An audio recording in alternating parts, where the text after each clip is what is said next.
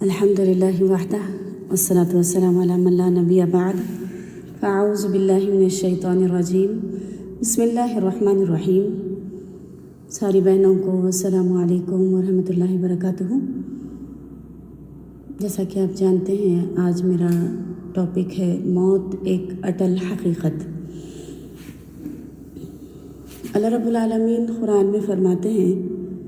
کل نفس ذائقۃ الموت، ہر نفس کو موت کا مزہ چکھنا ہے،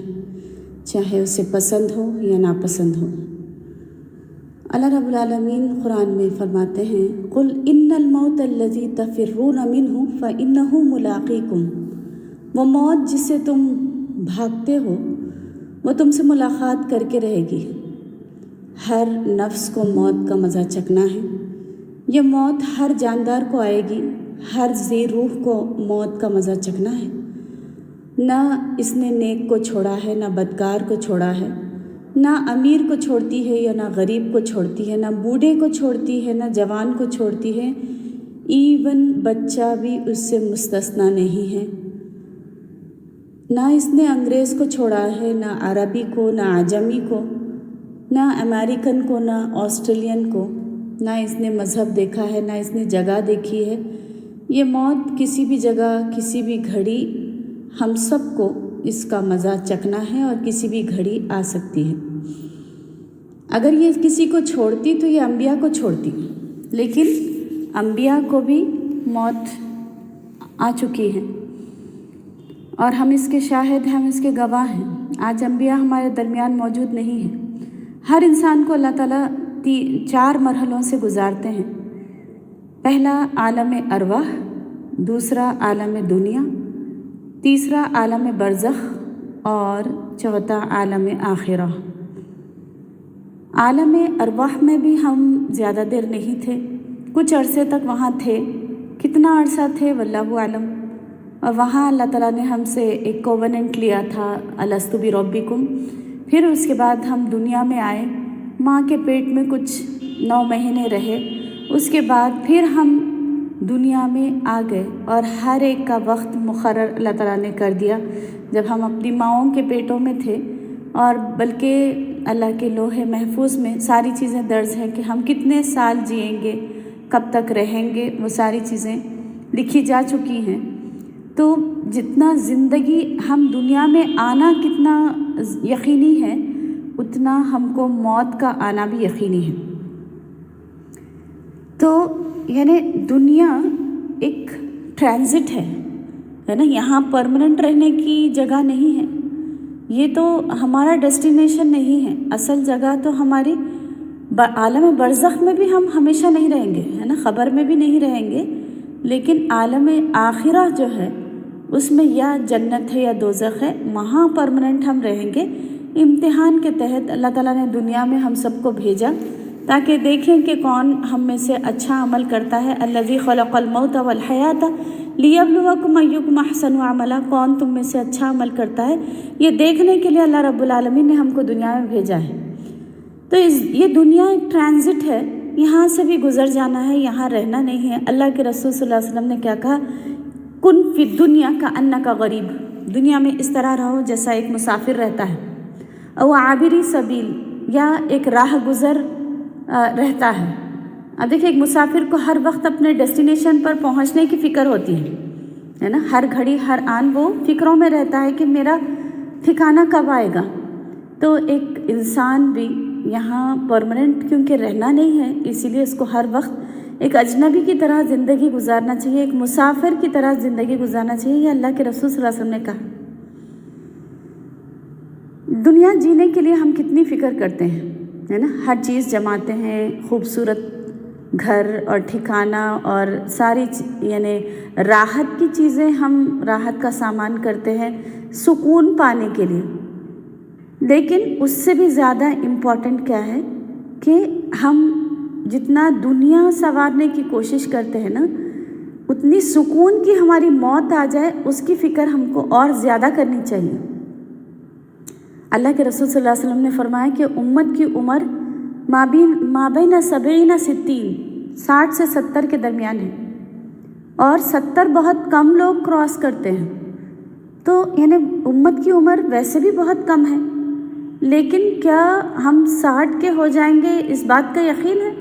کبھی کتبے جا کر پڑھیے، قبرستان میں جا کر دیکھیے، وہاں جو کتبے لکھے ہوتے ہیں، کوئی 16 کا بھی ہے، کوئی 17 کا بھی ہے، کوئی 27 کا بھی ہے، کوئی 25 کا بھی ہے، الگ الگ عمر کے لوگ وہاں ان کے عمریں لکھی ہوں گی اور کتنے سال ہو چکے ہیں ان کو جا کر، وہ بھی آرزو رکھتے تھے ہوں گے اور وہ بھی تمنائیں رکھتے تھے ہوں گے۔ لیکن ہم کیا سمجھتے ہیں، موت آتی ہے تو دوسرے کو آتی ہے، لیکن ایک دن ایسا ہوگا کہ اس دنیا میں اعلان ہوگا کہ فلاں بن فلاں فوت ہو چکا ہے، میت بن چکی ہے، اور اس کی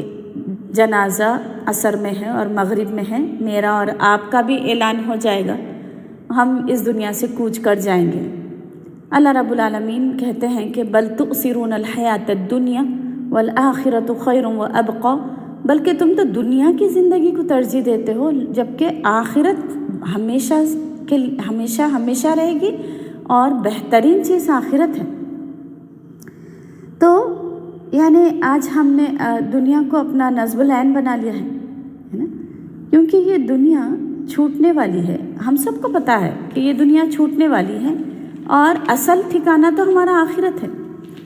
تو نبی صلی اللہ علیہ وسلم نے کیا کہا تھا کہ لا عیش الا عیش الآخرہ، اصل زندگی تو آخرت کی زندگی ہے، لیکن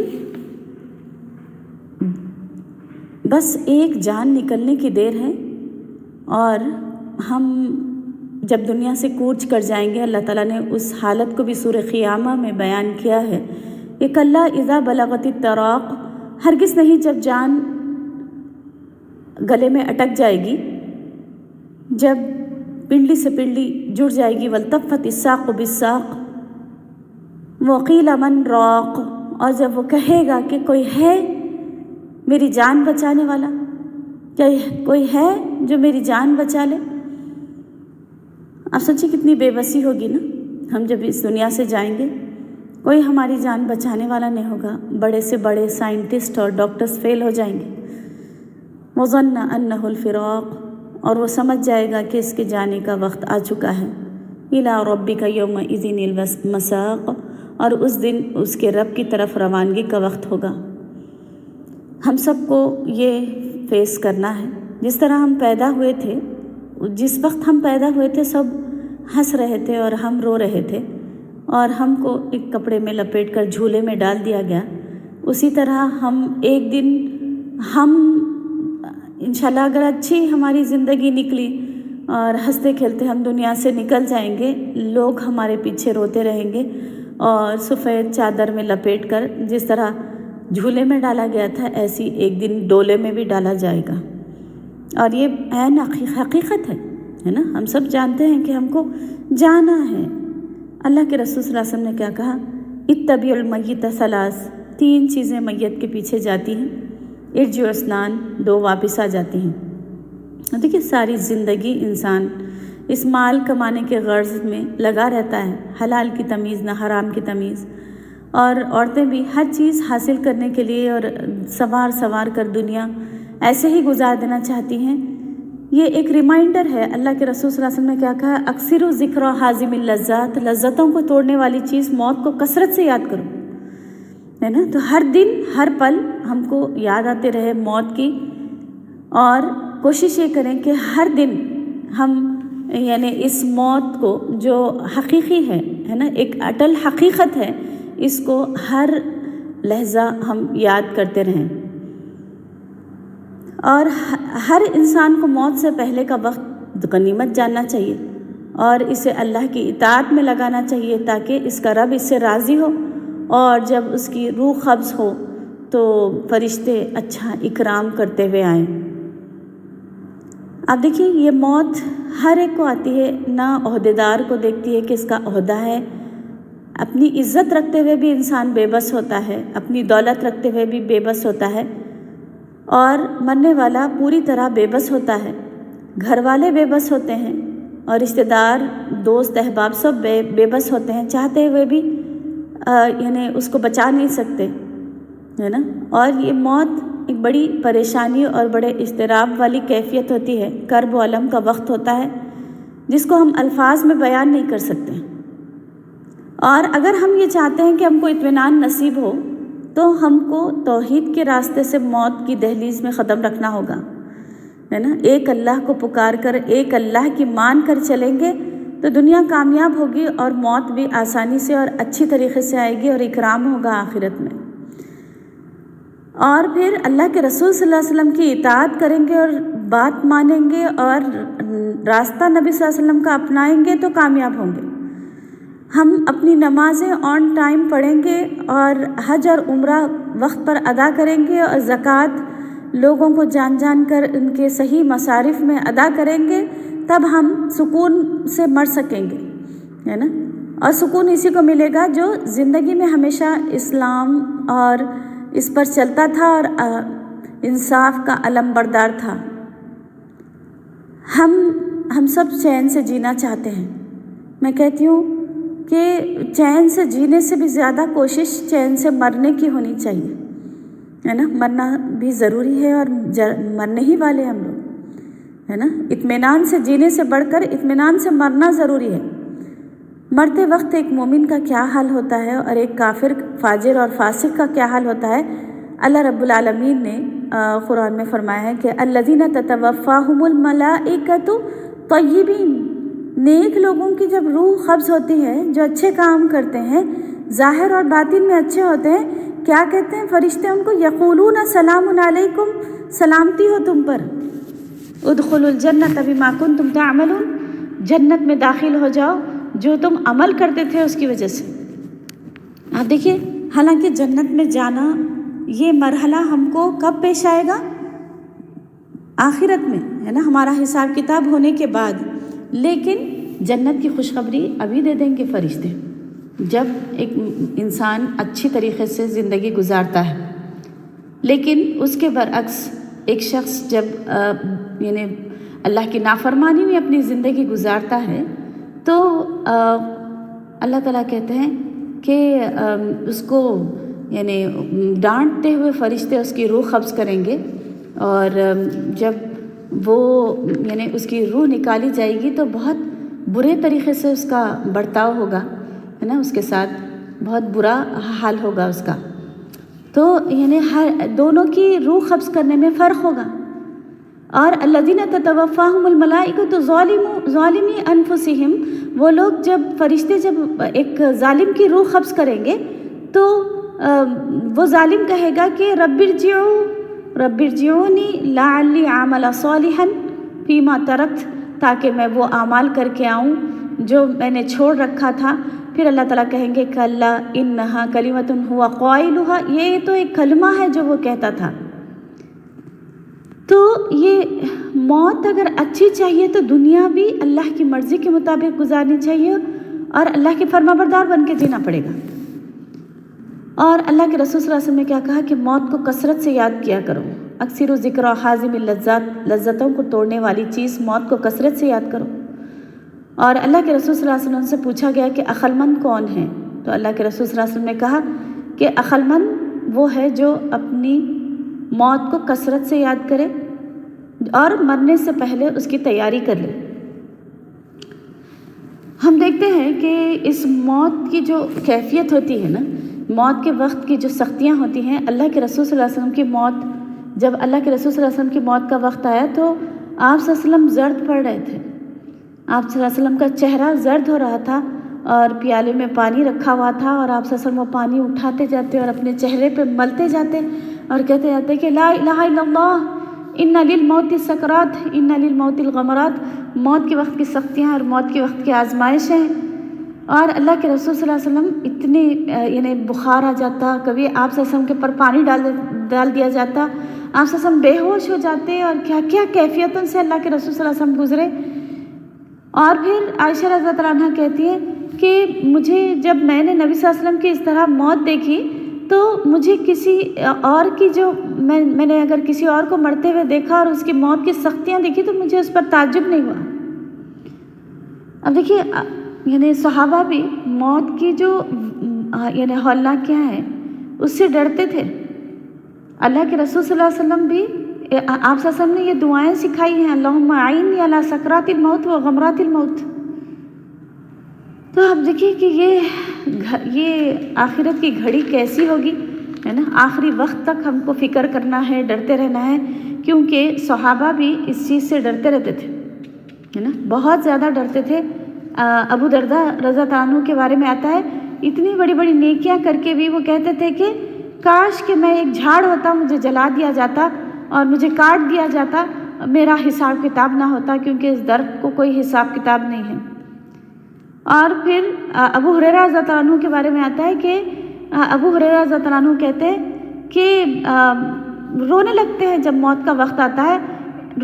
روتے ہیں تو لوگ کہتے ہیں کیوں رو رہے ہیں، تو کہتے ہیں کہ میں تمہاری دنیا کے لیے نہیں رو رہا، بلکہ میں اس لیے رو رہا ہوں کہ میں نے ایک ایسے ٹیلے پر شام کی ہے جس کے میرے پاس زیادہ راہ کم ہے، اور میں نے ایسے ٹیلے پر شام کی ہے جہاں سے یا تو جنت ہے یا دوزخ ہے، مجھے نہیں معلوم کہ میرا ٹھکانہ کہاں ہے۔ وہ رو رہے ہیں جس نے اپنی ساری زندگی لگا دی نبی صلی اللہ علیہ وسلم کے ساتھ۔ آپ سب جانتے ہیں کہ ابو ہریرہ رضی اللہ عنہ کی کتنی ساری حدیثیں، ہے نا، صحاح ستہ میں موجود ہیں، کتنی محنت کی انہوں نے دین کے لیے۔ آج آپ دیکھ لیجئے کہ آج ہر کوئی یعنی دنیا کی فکروں میں نظر آتا ہے۔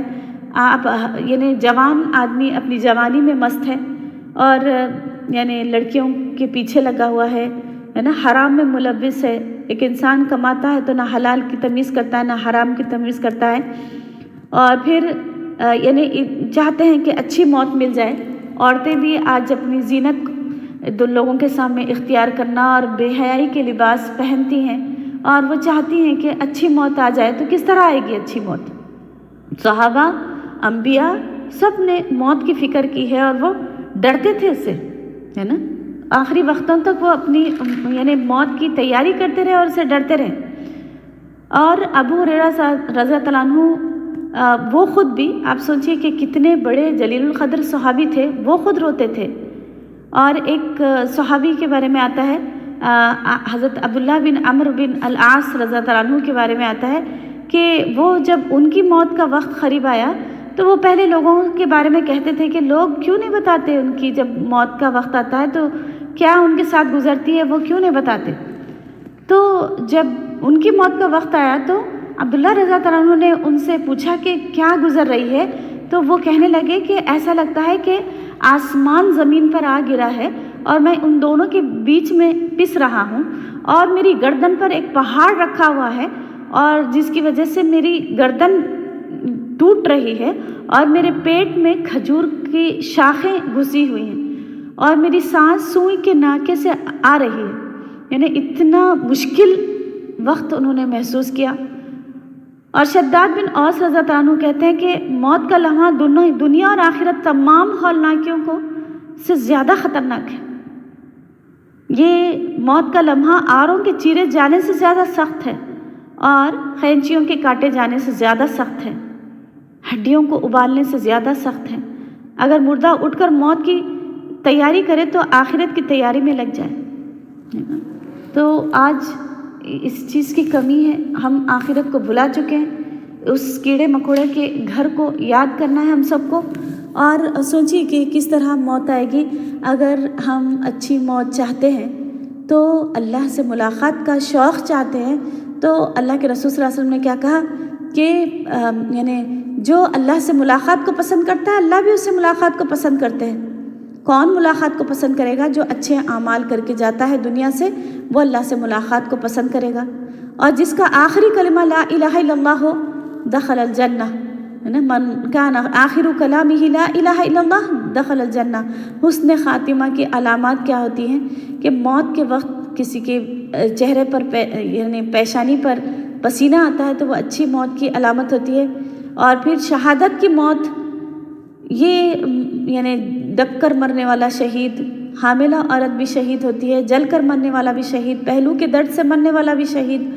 یعنی شہادت کی موت نصیب ہوتی ہے نا۔ تمنا کرنا چاہیے کہ اللہ تعالیٰ ہم کو شہادت کی موت دے۔ اور مرنے کے بعد ایک میت کے ساتھ کیسا سلوک کرنا چاہیے، اس کی آنکھیں بند کرنا چاہیے، کیونکہ وہ